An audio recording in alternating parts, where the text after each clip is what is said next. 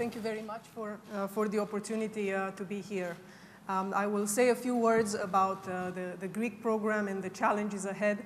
But before I do so, just as George has done, I would like to say a few words looking backward, just to put things in context, because I do think it's important to keep in mind how we got to where we are. It is clear that Greece has come a long way since the start of the crisis in 2010. Greece undertook a massive fiscal adjustment to bring its primary deficit from double digits to around balance. This is an impressive achievement by any standards. The adjustment was buttressed by significant international support, equally impressive, I should say, just as Klaus has mentioned earlier. More than 220 billion were injected into the 180 billion Greek economy from European member states alone, and the IMF has contributed a further 35 billion. Without this support, the fiscal adjustment would have had to be much, much larger and more painful. Greece did face unique challenges in the implementation of its previous programs, and these required extraordinary responses and adaptation along the way.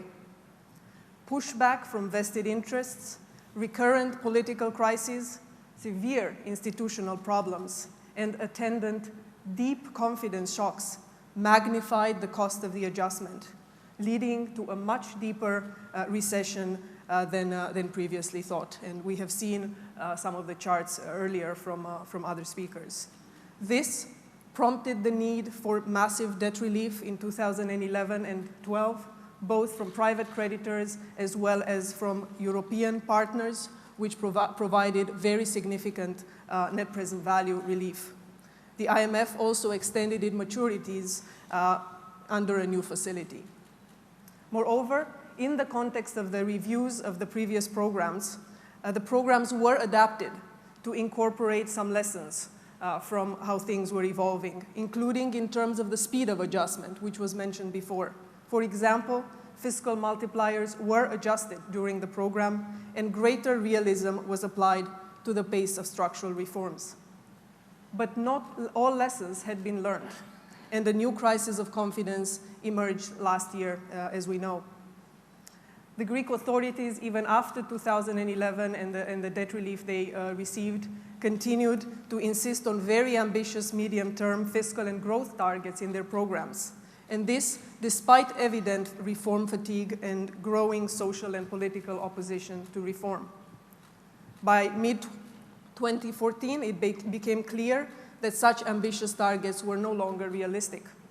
As soon as growth turned positive, a small primary surplus had been achieved, and Greece was able to re-enter markets. Reforms stalled and then were reversed across the board. And this led to the crisis, to the second crisis, as it was mentioned earlier.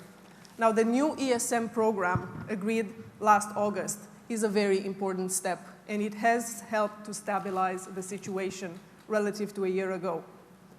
The commitment to support Greece with 86 billion euros is commendable, and it does strongly reaffirm Europe's commitment to keeping Greece inside the Eurozone, which has been a key objective both of Greece and of the European member states over the last 6 years and the previous programs.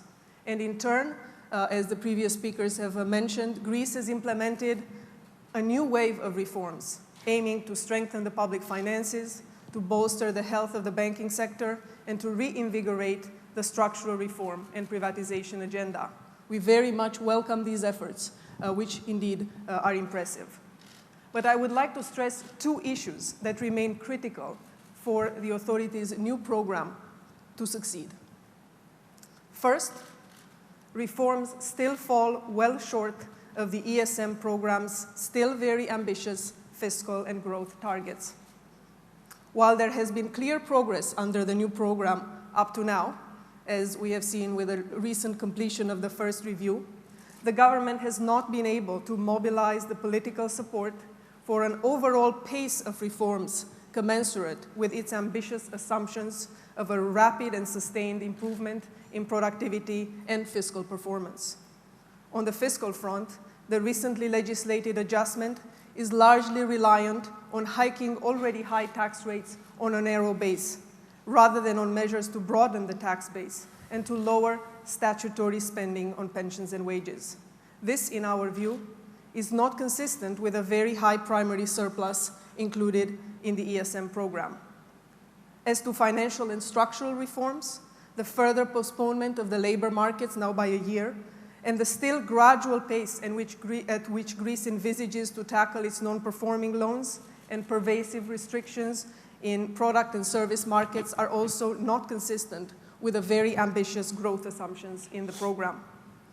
To reflect the evident political and social constraints on the pace and scope of the adjustment and to ensure more credible and realistic targets, we have called for lowering the medium-term, long-term primary balance and growth targets to 1.5% of GDP and 1.25% of GDP, as we have mentioned in our published DSA.